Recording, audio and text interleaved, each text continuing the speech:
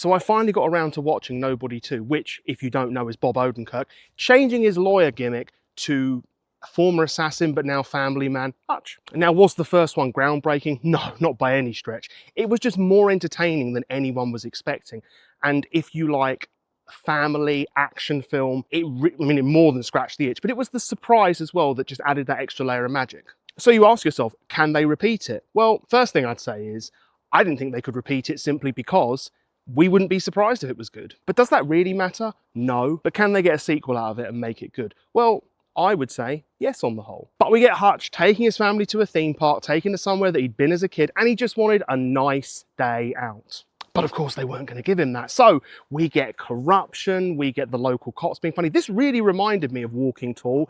I watched the Rock version, I didn't watch the original one. I probably should get around to that. But especially with the cops, it reminded me of Walking Tall. And the moment when he touched Hutch's daughter, that was the point of no return. And when you go to a movie like this, especially after watching the first one, you want great action sequences. You want it to be a bit silly and over the top. Maybe not completely, like, he's a very easy character to empathise with, and that is a key that they needed to keep. And they did. They did keep it fairly simple. I mean, listen, the action sequences were great. The silliness was at an appropriate level, except I will come back to that because there was one element that I didn't think was.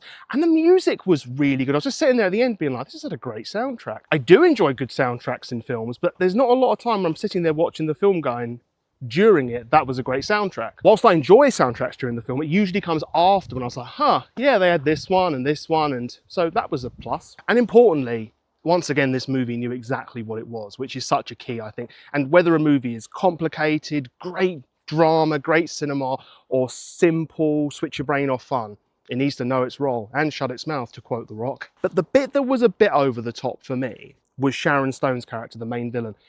I think she did what she was probably told to do well. Sharon Stone's a great actress, but they just made her very cartoony and very, like, I was like, you don't need it this far. Like, this has enough anyway, but it felt like a cartoon villain at that point, and it's like, it's not needed. But I did think with Sharon Stone's character that she did help the other characters out in terms of everybody has to play off everybody and elevate everyone else to a degree, even if you're the star and everything revolves around you. She actually did do that, again, meaning that I come to the conclusion that she executed what she was told to do well. So I just think it was a case of, I don't agree with the direction. But as I said, she did a good job with helping the other characters out, developing their story and how the audience felt about them. And with Hutch being so easily likable and relatable, it's good when the other family members, other characters, can have a bit of spotlight on them and just elevate the whole movie. I can't literally pick anything else from this movie where I was like, that was bad. I'm equally not saying this movie, oh, this was high cinema, high drama. This was like, oh, it was written by absolute experts and